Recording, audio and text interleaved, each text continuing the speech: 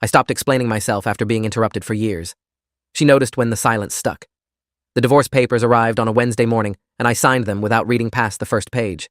My lawyer, Daniel Friedman, 15 years of family law experience, watched me scrawl my name across the dotted lines with what I can only describe as relieved confusion. "You're sure you don't want to review the settlement terms?" he asked, tapping his pen against the mahogany desk. I looked at him and said nothing, just slid the papers back across the polished surface and stood to leave. The silence had become my most powerful weapon, and I wasn't about to give it up now, not even to explain why I was walking away from a marriage without a fight. But I'm getting ahead of myself. Let me take you back to when the quiet first started, because understanding why I stopped talking requires understanding what came before. For 11 years, I'd been married to Catherine. Catherine Holloway, the woman I'd met at a corporate training seminar in Minneapolis, the one with the infectious laugh and razor-sharp wit who could command a room with just her presence. She was brilliant, ambitious, and when we first started dating, she actually listened when I spoke, or at least, I thought she did. The interruptions started small. We'd be discussing weekend plans, and I'd be mid-sentence about wanting to visit my brother upstate when she'd cut in with, "Oh, that reminds me. I need to call the caterer about the menu changes." At first, I'd pause, let her finish, then try to circle back. But there was never a circle back. The conversation had moved on, redirected entirely to her orbit, and my half-finished thought would evaporate like it had never existed. I told myself it was nothing, that everyone did this sometimes, that I was being too sensitive about normal conversational flow. Then it spread to the bigger things. I'd come home from my job as a data analyst, excited about a project breakthrough, and start explaining the elegant solution I'd found to a months-long problem. So the algorithm was failing because I'd begin, and she'd interrupt with, "Did you remember to pick up the dry cleaning?"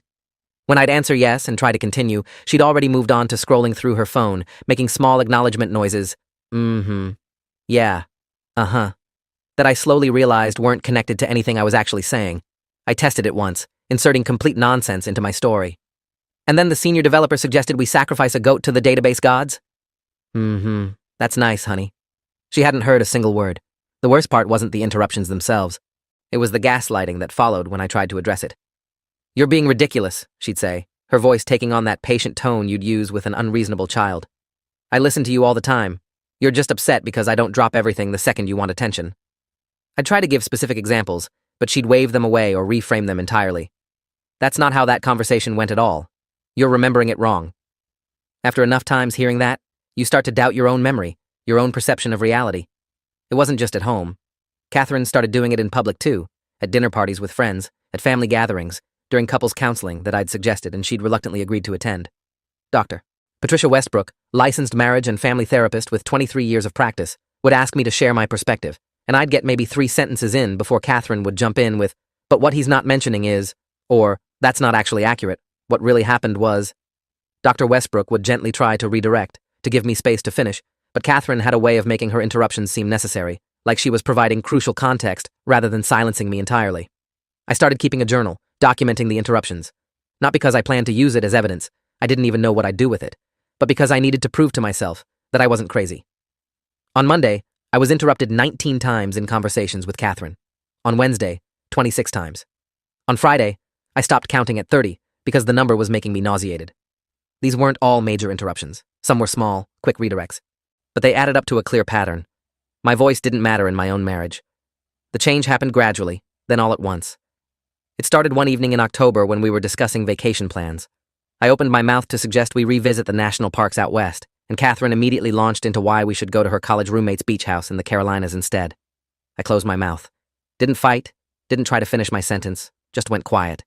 She didn't even notice, just kept talking about beach house amenities and nearby restaurants. That silence felt like power, like the first full breath I'd taken in years. So I did it again, and again. Whenever Catherine interrupted, I'd simply stop talking. No pushback, no, I wasn't finished, no attempt to reclaim the conversational space, just immediate, complete silence.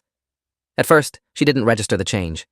She was so accustomed to steamrolling over my words that the absence of resistance didn't ping her radar. Our conversations became monologues, her voice filling every room while I nodded occasionally and said nothing of substance. 3 weeks into my silent treatment, though I didn't think of it that way yet, Catherine first noticed something was off. We were at her company's holiday party, surrounded by her colleagues and their spouses. Her boss, Gregory Walsh, a managing director with slicked-back gray hair and an expensive suit, asked me about my work.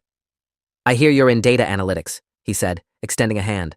"What kind of projects are you working on?" I opened my mouth to answer, got half a sentence out.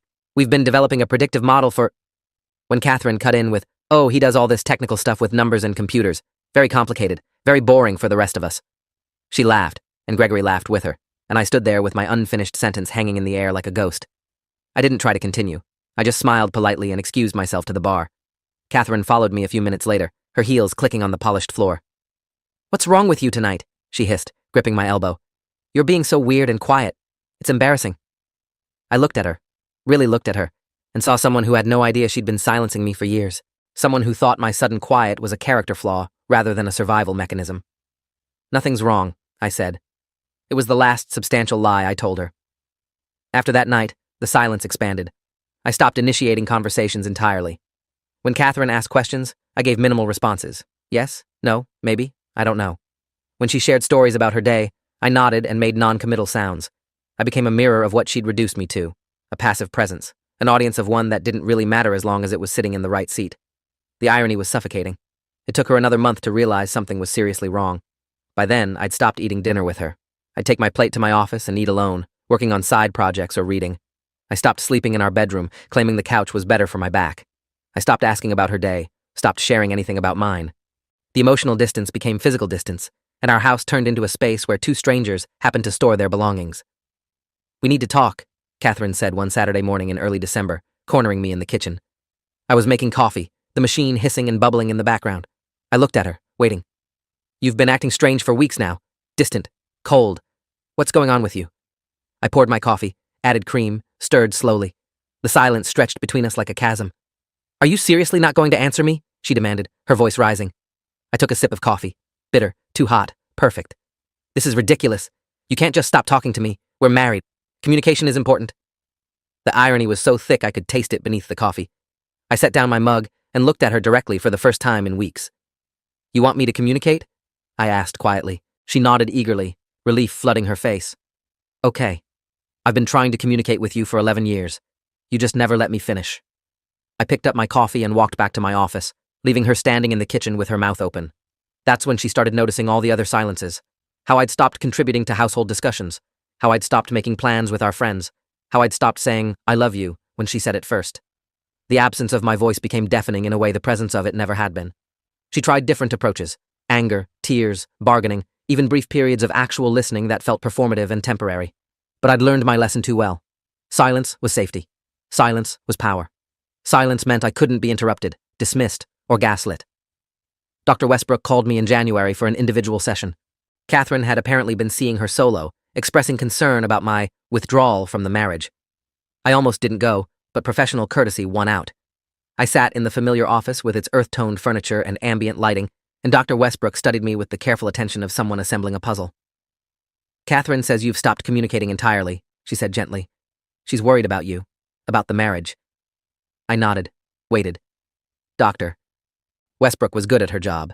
She let the silence sit, recognizing it as a statement in itself. "I've been reviewing my notes from our couples sessions," she continued, pulling out a thick file. "I'm noticing a pattern I should have caught earlier. In 18 sessions over 2 years, I have documented Catherine interrupting you an average of 8.3 times per session. You interrupting her? Twice. Total." She looked at me over her reading glasses. "I failed you as a therapist. I should have addressed that dynamic more directly, more forcefully. I didn't, and I apologize."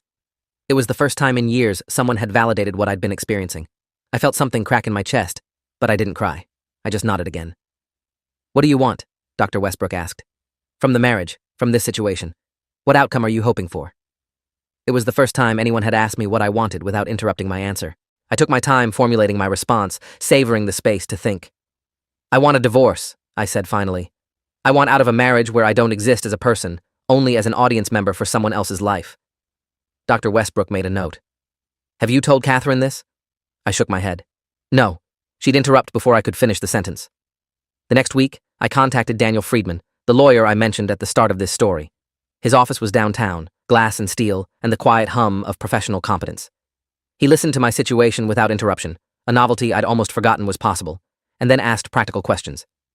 "Do you have documentation of the communication issues?" I showed him my journal, months of tallied interruptions and dismissed conversations. He photographed several pages. "And do you have evidence of your attempts to address this through counseling?"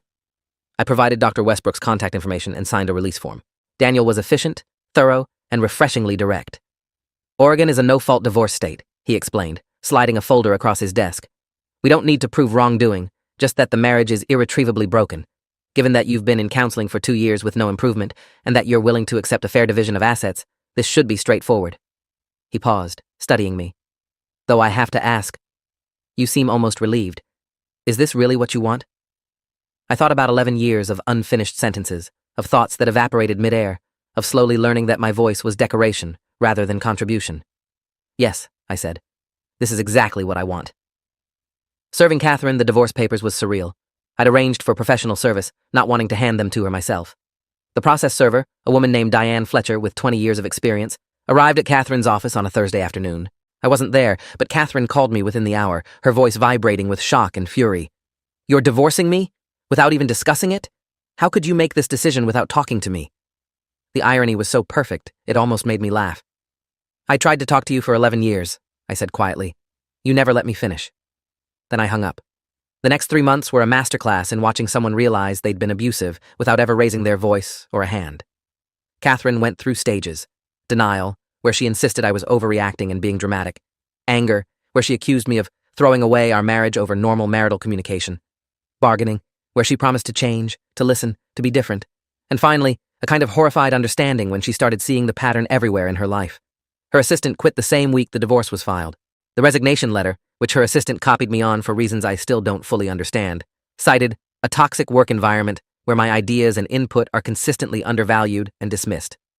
3 of her friends from her running group stopped returning her calls.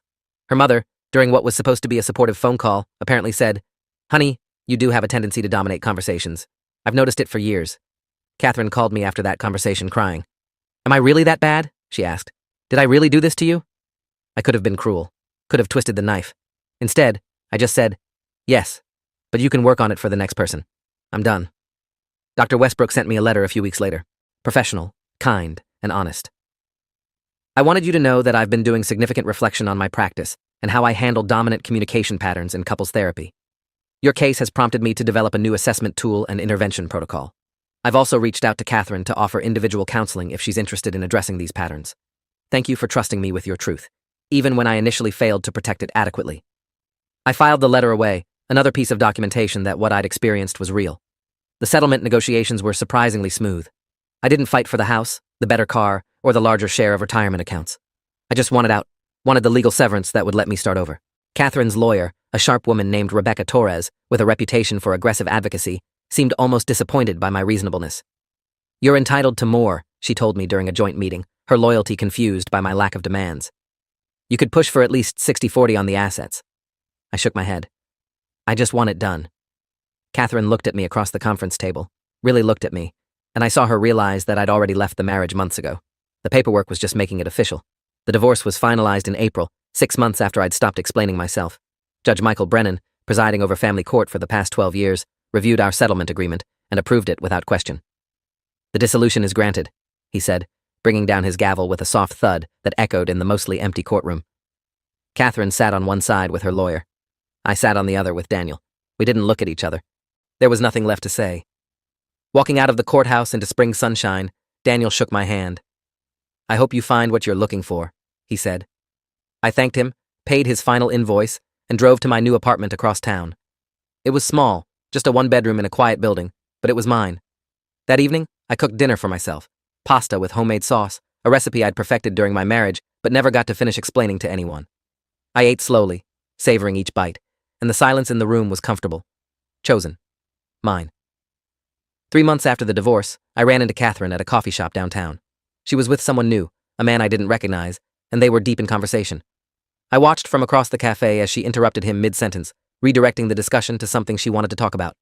He paused, looked slightly hurt, then adapted and followed her conversational lead. I saw myself in him, saw the early stage of a pattern that would take years to name and recognize. For a moment, I considered walking over, warning him. Then I realized it wasn't my story to tell. He'd have to come to his own silence in his own time. If you are enjoying this story already, please subscribe to see more stories like this. Catherine saw me as I was leaving. She excused herself from her companion and approached, her expression carefully neutral. "Hey," she said. "Hey," I responded. An awkward pause. "How are you?" she asked. "Good," I said. "You?" "Good," she echoed. Another pause, this one stretching uncomfortably. She opened her mouth, closed it, then tried again. I've been thinking about us, about what you said. I'm in therapy now, individual therapy, working on the listening thing. I nodded. That's good. I'm glad. I meant it, genuinely. Her growth would help someone else, even if it couldn't save what we'd had. I'm sorry, she said suddenly, the words tumbling out in a rush. I'm sorry I didn't hear you. I'm sorry I made you invisible in your own marriage. I'm sorry it took losing you to understand what I was doing.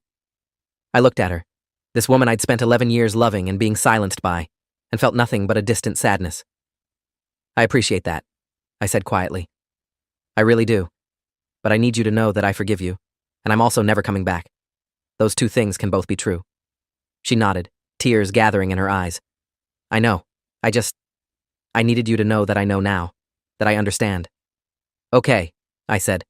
Good luck, Catherine. I walked away then, out into the afternoon sun, and didn't look back. That night, I had dinner with my brother, the one I'd wanted to visit all those years ago before the conversation got redirected and forgotten. We went to a small Thai restaurant he'd been recommending forever, and over pad Thai and spring rolls, I told him the whole story. He listened without interrupting, let me finish every single thought, and when I was done, he said, I'm proud of you. That took incredible strength. It was the first time I'd shared the complete narrative from start to finish without being cut off, dismissed, or redirected. The relief was overwhelming. I started dating again in June, nothing serious, just coffee dates and casual dinners. I discovered I'd developed a sixth sense for interruption patterns, could spot them within the first conversation.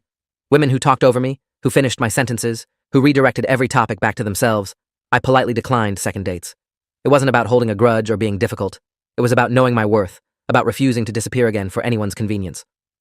In August, I met someone different. Her name was Olivia, and she worked as a librarian at the Central Branch downtown. We matched on a dating app, and our first date was coffee that turned into a 3-hour conversation that turned into dinner. What struck me most wasn't just that she listened, though she did, attentively and without interruption, but that she noticed when she accidentally talked over me and immediately corrected herself. Sorry, I cut you off. Please finish what you were saying. It was such a small thing, but it made me realize how rare it actually was. On our fourth date, I told Olivia about my marriage, about the years of interruptions, and the power of my eventual silence. She listened carefully, processing, then asked, Do you ever worry about going too far the other way? About being so protective of your voice that you shut down legitimate discussion? It was the most insightful question anyone had asked me. I thought about it, really thought about it. Sometimes, I admitted, I'm working on finding balance, learning the difference between protecting myself and overprotecting myself. She nodded. That makes sense. Trauma responses are complicated. The important thing is you're aware of it. We took things slowly. I'd learned the hard way that communication patterns reveal themselves over time, that someone can perform good listening for a few weeks before their true habits emerge. But month after month, Olivia remained consistent. She asked follow-up questions about things I'd mentioned days ago. She remembered details from my stories. She made space for my thoughts even when they conflicted with hers. 6 months in, I realized I trusted her voice with mine, that I could be vulnerable in conversation without fearing invisibility. Dr. Westbrook reached out one more time, a year after the divorce. She wanted my permission to publish a case study, anonymized and fictionalized, about communication patterns in therapy and how therapists can better identify and address power imbalances in couple dynamics. Your experience taught me something crucial about my practice, she wrote. I want to make sure other therapists don't make the same mistakes I did. I gave permission, hoping it might help someone else recognize the pattern before they spent 11 years disappearing. I also started writing about it. Nothing published, just essays for myself, working through the experience and what it meant. I wrote about the subtle violence of being interrupted, how it erodes identity one unfinished sentence at a time. I wrote about the power of silence as both weapon and shield. I wrote about the terror of speaking again after you've learned that your voice doesn't matter. Some of it was angry, some of it was sad, all of it was true. Writing became a way of finishing all the thoughts I'd never gotten to complete, of reclaiming the narrative of my own life. Catherine got engaged about 18 months after our divorce. I saw the announcement on social media, her beaming next to a man who looked kind and patient. I felt nothing but genuine hope for her, hope that she'd continued the therapy work, that she'd learned to make space for his voice alongside hers. I sent a brief congratulations message, kept it simple and sincere. She responded with gratitude and an apology that felt earned rather than performative. I'm different now, she wrote. Or trying to be. Therapy is hard but necessary. I hope you've found happiness too. I had, though not in the way I'd expected. The happiness wasn't in finding a new relationship, though Olivia was wonderful. It wasn't in the career success I'd experienced after channeling my energy into work, rather than trying to be heard at home. It was in the simple, revolutionary act of existing fully in my own life, of finishing my sentences, of sharing my thoughts without wondering if they mattered, of choosing silence when I wanted it rather than having it imposed on me. I think about that moment sometimes, the one when I first chose silence over struggle, when I closed my mouth mid-sentence and let Catherine's interruption stand unchallenged. It felt like surrender at the time, like giving up. But it was actually the beginning of reclaiming power. Because silence as a choice is completely different from silence as a consequence of being silenced. One is agency, the other is erasure. Learning the difference saved my life. Now, 2 years after the divorce, I live in a world where my voice exists, where I can start a story about data algorithms or weekend plans or childhood memories and actually finish it. Where if someone interrupts, it's accidental rather than habitual, and they notice and correct themselves. Where my thoughts have space to exist, fully formed, rather than evaporating midair. It sounds simple, basic even, the right to finish a sentence. But for anyone who's lived without it, who's spent years being disappeared in their own conversations, it's everything. I still keep a journal, but now it's different. Instead of tallying interruptions, I write about moments of being fully heard, about conversations where my ideas were engaged with rather than dismissed, about disagreements where both voices mattered equally. The pages feel differently now, with presence rather than absence, with connection rather than isolation. Sometimes I flip back to the old entries, the months of tick marks and frustrated notes, and I'm grateful for them. They're proof that what I experienced was real, that I wasn't crazy or oversensitive. They're also proof that I survived it. Olivia asked me once what I'd say to my younger self, the one just starting to notice the interruption pattern, but still rationalizing it away. I thought about it for a long time. I'd tell him that his voice matters, I finally said. That communication in a relationship shouldn't feel like fighting for scraps of airtime. That being heard isn't a privilege your partner grants you, it's a basic requirement of mutual respect. And I'd tell him that choosing to leave, to walk away from someone who can't make space for you, isn't giving up. It's choosing yourself. She squeezed my hand. I think he'd be proud of who you became. The truth is, I don't think about Catherine much anymore. Not with anger, not with longing, not with much of anything beyond occasional curiosity about how she's doing. The marriage feels like something that happened to a different version of me, a person who didn't yet understand that love without listening is just performance. I hope she's happy. I hope her fiancé never has to discover the power of defensive silence. I hope she's learned that interrupting isn't just rude, it's a form of erasure, of saying, your thoughts matter less than mine, over and over until the interrupted person starts to believe it. But mostly, I think about the future. About continuing to build a life where I exist fully, where my voice has weight and substance. About teaching any future children I might have that their words matter, that they deserve to be heard completely. About modeling what healthy communication looks like, the back and forth, the space-making, the genuine curiosity about another person's thoughts. About never, ever taking for granted the simple gift of finishing a sentence. The divorce papers are filed away in a folder in my office, along with Dr. Westbrook's letter and excerpts from my interruption journal.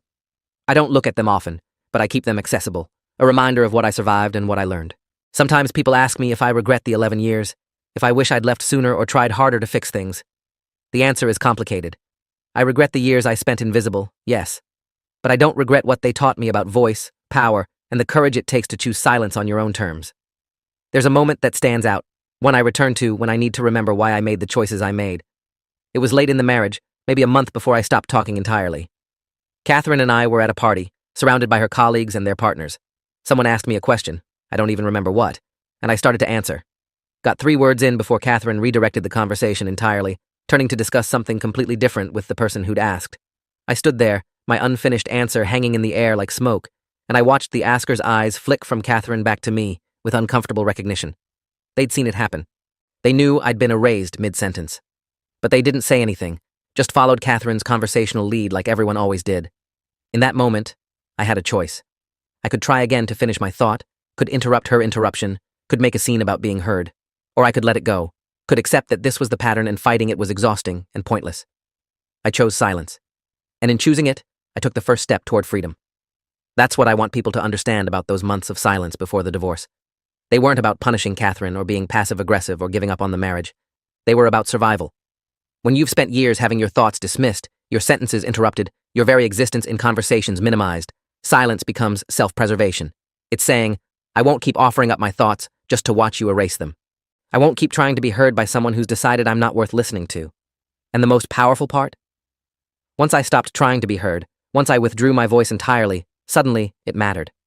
Suddenly, Catherine noticed its absence in a way she'd never noticed its presence. Suddenly, the silence was deafening to her, because she'd lost her audience. That's when I knew the marriage was truly over, when I realized she didn't miss my voice for what it contributed, but for what it represented. Validation, attention, someone to perform her life for. I'm writing this now, 2 years later, in the apartment I chose, in the life I built from the ashes of that marriage. Olivia is in the kitchen making dinner, and I can hear her humming, occasionally calling out questions about seasoning or timing that she actually waits for me to answer. My brother is coming over later, and we'll probably end up talking late into the night like we used to before I got married, before I learned to make myself small. The future stretches out ahead of me, full of finished sentences and complete thoughts, and the revolutionary act of being fully heard. If you made it this far, I want you to know something. Your voice matters. If you're in a relationship where you're constantly interrupted, dismissed, or redirected, that's not normal communication difficulty. That's erasure. You deserve to finish your thoughts. You deserve to be heard. And if the person who supposedly loves you can't make space for your voice alongside theirs, that's not your failure. It's theirs. I stopped explaining myself after being interrupted for years. She noticed when the silence stuck. But by then, I'd already learned the most important lesson. Sometimes the most powerful thing you can say is nothing at all. If you enjoyed this, you'll definitely want to see the next ones too. So subscribe now and let me know your take in the comments.